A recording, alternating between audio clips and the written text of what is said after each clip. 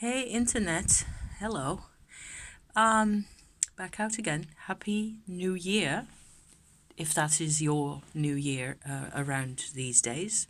It looks like it for me anyway, because today is Friday the 3rd of January, 25, and I'm just, sitting with the open window on the first floor of my house here.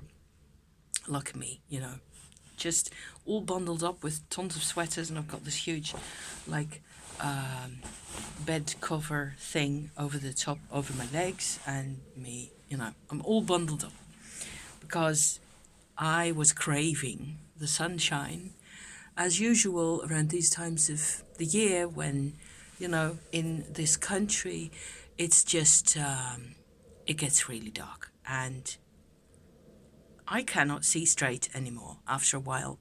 I just cannot. I get winter depression, I suppose, and there's only so many oranges I can squeeze or fruit salad I can make, and life just goes on anyway. Things happen, people, stress, emotions, and things like that. And I find that these days I haven't been on in a couple of weeks, and what with also Christmas and holiday and all that, everything went rather well, I should say. Also, what with, I'm on a healing path myself. So if you want to hear about that, you're in the right place. Because I think I've pulled out all the stops as to personal growth and healing and change and trauma treatments with Kundalini yoga, and you name it, I am doing it. So it looks like most of that, I don't know if you can hear, there's an airplane because nice weather, so the airplanes come out. It'll be rumbling around in the background probably. So where was I? I think, yes, I think I've actually done rather well recently. If I'm looking down, it's because I'm sort of looking at my crochet work that I also want to share. I've been, um, working on this. It is a sort of on purpose crochet mess of stitches that is eventually going to become like a sort of a shoulder scarf or wrap that will come to a point sort of eventually around the back with a button on, and then this over here, where is me buttonhole. So this is actually relevant to my whole healing trajectory that I'm on. I will also put down the crochet needle for now. Now that you've seen this, I don't need to be looking at it that much. Like I was going to say, fourth attempt, I think. Me and my rambly, it's terrible. I know, I'm sorry. I just cannot come to a point myself. I did rather well, I think. The thing is, in a short sentence, I come from a very traumatized background where the things I've experienced myself are only like a quarter of the total charge of weird things that have been heaped on top of me, because my parents and my grandparents before that had enough, going on for themselves. And the result, one of the results, so trauma processing and grief processing is one thing, which is already not that easy, and a lot of people are doing it. A lot of people are, trying their best to come to terms with grief or history or both, in whatever form or in whatever order or by whatever method. But actually, one of my big problems was dissociation. And this is, thankfully, these days, we actually have words, we have terminology for those kinds of things. So my husband and I, we actually sort of came to the conclusion recently that what he's always called simple chaos in his own life, and especially in his work life, chaos and disorganization and general, pandemonium, that kind of phrase, is the same sort of experience as what I have had, but I've always called dissociation recently, or depersonalization, which I think is another really useful term in this kind of context. So the difference between his experience of chaos and my experience of depersonalization is, on the outside, it's the same thing. It's the same kind of sort of a situation where you just cannot deal. You don't have the tools to deal with your life, your current life as it is at that particular time. And sometimes you need better physical health, or you need fewer migraines, or you need more space or sunshine, things like that. But the experience is rather a lot is the same. However, if chaos lasts longer and starts really early in your childhood, which is the difference between me and my husband, for me it started on day one. So chaos and lack of actual personal growth as a child. And that's not the case for him. He's experienced it often enough, and he still had a lot of trouble. He still has sometimes a lot of trouble dealing with, the world, emotions, people, things, workload, whatever, pressures, expectations, you know what I mean. And for me, it has always, all that has actually been there sometimes, but further away from me, at a further distance. And before I'm actually faced with any of the, normal human challenges, I'm faced with my own internal challenges. So I think there's a difference there, but a lot of it feels really the same. And if chaos and fearfulness and stress and, bad cortisol levels and whatever else you have gets to you as a child from too early on, you develop, I think what you get is one of the possible scenarios leading to narcissism, where what it looks like from the outside is that you cannot care about people, really. And that has been my challenge in life. Actually, what's been happening, which is why I said it's going rather well, is I am starting to care more and more, because I am finding ways to be myself, basically. The only way, it involves a lot of trust, okay? It involves a lot of trust in nature, in my body, in myself. Weirdly, when you don't really have enough of a self to know what's going on, you sort of have to have the assumption that the self is actually there. That has worked really well for me. Not the same as pretend it's there until you make it, like fake it until you make it kind of a deal. It's not that. You have to really trust, is my advice to the world at the moment, that the real you, the real whoever you are, if this applies to you, if it doesn't, all the better, right? But if it does, here's my advice. If I have one thing to say to the universe, to the world, to the internet today at this point, it would be this: there is a real you. It is really there. For whatever reason, it is hard to get to, because our real self, our real core, I think this happens a lot more often than we're aware of a lot of the time, and it certainly doesn't get talked about that much.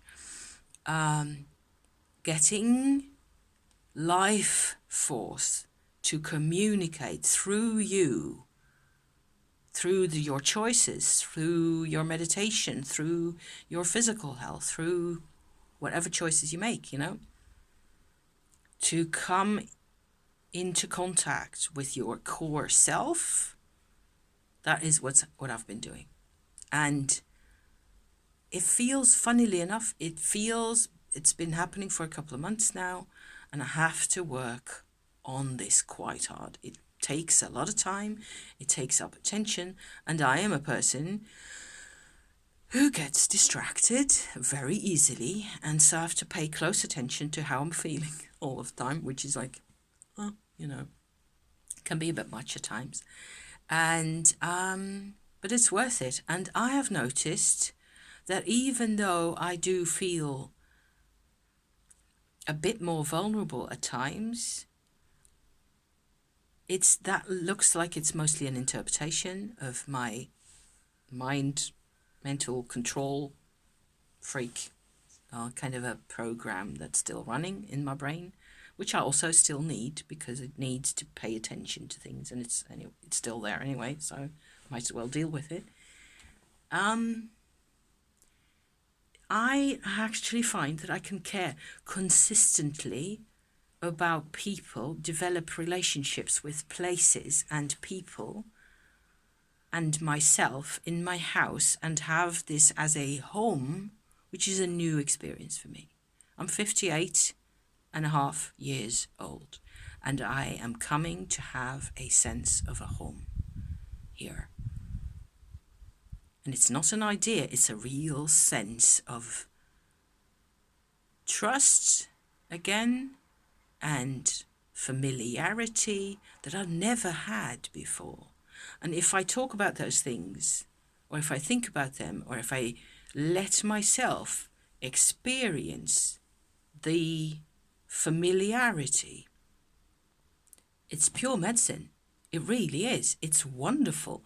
And it develops from there. So the trust is paying off that I was having trust in this completely, as far as I know, completely hypothetical self nature or something, core nature, and that it was going to know what to do together with the me that I'm used to, having the mind or the talker or the maker of things. And so in this is a witchy check-in, obviously, as you may have noticed by now.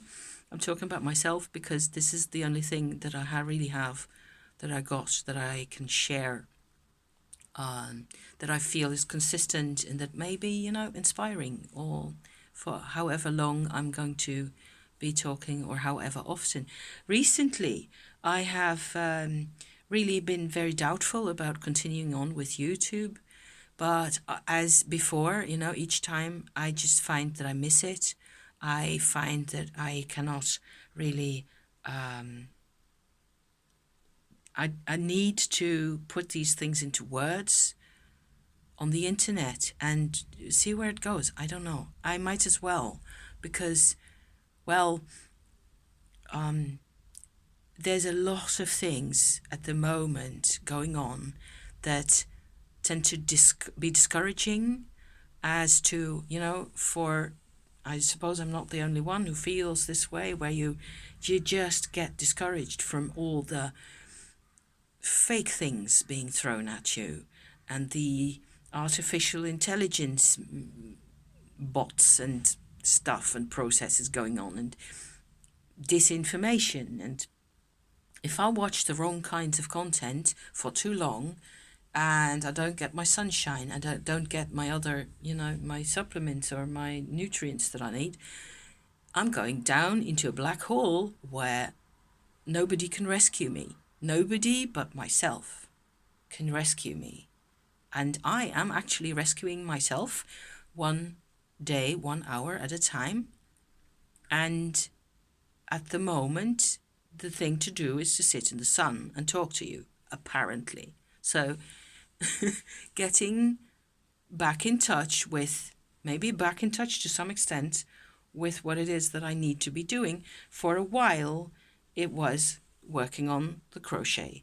And before that, it was working on the spindling, because I spin this kind of thread myself with the colors and the alpaca wool that is in here. It's really nice and soft to handle. Also, I still have a trigger thumb, so it's quite tricky to work with the spindle and with the crochet as well. I have to be mindful. I'm not the only person who wants to be mindful, who needs more mindfulness in their lives. And a large part of my best practice, so there's two parts of my practice at the moment that are really vibrational and really meditation practices that I can't do without for 24 hours, you know. The one is the Tumo practice that I've talked about on my channel a lot of times, which is the same thing as that I refer to as Kundalini yoga. I'm hoping to go into, in the new year, to go into the Tumo practice in a lot more detail and share with you, you know, the ins and outs and the benefits and the challenges more than I have done over the past couple of years. It will be, I think it's the 19th or the 17th of January or so, that I started in 2020 on this path. And so it's my 6th year doing Tumo nearly every day of my life. So that has been enormously beneficial. There's occasional challenges and things where I'm like, I have to have a bit more guidance, or I need a little more sort of sense of a story or a sense of structure of what's really happening here. And that is where the other part of the path, the other half, comes in, which to my surprise, more than anybody else's, has turned out to be demonology. And so I'm not as far as I can tell, I am not a Satanist necessarily, because there are people who are into that branch or into Luciferianism or whatever branch of those kinds of activities. There's content around those themes that I occasionally look at. There is tarot decks, for example, that are, you know, very deeply invested in either of those approaches in life, and I have not owned any of those yet. I haven't really looked at them much, except for looking at a couple of pictures online sometimes. There's not that many decks. There's a couple, but there's recently been quite the increase, at least as far as I can tell, in interest on the internet. It's like demons are fashionable now, sort of, or I am trendy, if that's possible. That actually makes me laugh so much. It's really hard to imagine. So, the more, of course, it's the algorithm. The more I Google things having to do with demons, the more demons I am getting to see, whether it's on YouTube or elsewhere. Then again, the algorithm doesn't know what to make of me, because I'm into crochet as well, and into demons, and into holidays in France, and into food and whatever else. So it's really messy what it has to give me, and it tries to make me be more consistent. The algorithm tries to cure me of my chaos and my weirdness and my mixture of interests and things, and it's not working, of course, because so there's that. I have worked with these spirits. The way I work with demonology is a bit different from everybody else's, I think. So there's a lot of people who feel really strongly attracted to a underworld kind of a part of our psyche, a part of our emotional life. They feel the need to be with darker parts of themselves.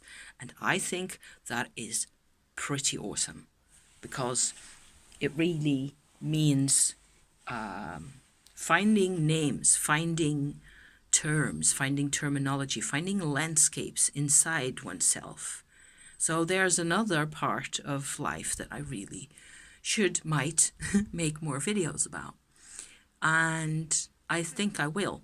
I have a recent rather interesting to me, very interesting path in the underworld where I've connected with one of the goetic demons on a much deeper level. The levels of connection can be as deep as you want, or the work that you do, the meditations or the path working, or whatever you want to call it, can be as deep or as interesting or as convoluted or as whatever else as you want. I don't think my paths are that intricate necessarily. They're really they sort of do themselves, and I just hobble along. I just try to figure out what's happening. And so maybe I will come back next week or so. That would be pretty cool. It turns out that a lot of this, like this crochet work, actually the chaotic, messy nature of this actually really reflects a side of the demonology of the underworld work that I've been doing really well. So it connects to that somehow, and the way I do this kind of a work, where I make the thread and then I sort of start off with a basic idea. That's how I tend to make creative projects a lot of the time, is I just go in a weird direction for some, just like with these. This sweater, it's another, like, I have to sort of conform the end product to my own body in order for it to actually be a sweater. Other than that, I just did what I was technically capable of. I don't know how to knit sweaters. I just know how to knit patches. So I sewed patches together until I had a sweater, and that is a fairly structured approach. For this, I had zero structure. All I had was the idea of making a sort of a shawl that goes around the shoulders out of this yarn, and I wanted it to be as free as possible. So I do different crochet stitches in a way that isn't completely random, and then make these chaotic patterns like that, sort of outward from a center, going around all the time, and you get points and things, and then afterwards, when you want it to come back in, you have to fill in the angles between the points. This will only make sense to somebody who's done this kind of work before, but it's all really, see where there you can see really well that I've actually filled in. So why I'm saying this is that this sort of makeshift, cobble it together as you go along kind of a style, that is really how I have survived. It represents my life, if you like. Making forays and then sort of filling in the corners and then seeing what you get and then going on from there. Improvising all the time. So yeah. So that actually has a closer connection to my underworld kind of an approach recently, and I may actually be able to come back to that and talk about that in more detail, and in a way that isn't at all necessarily scary or threatening. It's not, it's just very individual. Maybe the only real thing that I think is valid to, in the long run, to feel scared about in the context of demons and the underworld, is that it is very individual. You get to decide yourself what you think and what you're experiencing, and you don't always necessarily get to share that with other people, at least not immediately. So hence the lack of videos on that respect, because on my channel also recently, because I didn't know how to put it or how to say these things. I need to learn to talk about things to people again. I've been doing that for as long as I'm alive, but to talk and to express, what you got to give, really, personally, is a bit of a different story. It's not just repeating, going through the motions. Not for me, not here. So that was it, what I had to say for today, I think. I don't want to go into a lot of lengthy detail. I'm going to sit here for 10 minutes more and in the sun with my Lord of the Rings that I'm reading again. Will you believe it? This has been a hot minute since I read this, and I'm enjoying it so much. It's very different from the movies and so much slower, and slowing down is good for me. So maybe I'm not the only one. So thank you so much for watching, and once again, I hope that this new year, treats you with kindness, when in whatever way that's quite possible. It'll be I think it will be an exciting year. You can be sure of that. Yes. So hang in there, folks, and see you again next time. See you soon. Okay. Bye for now.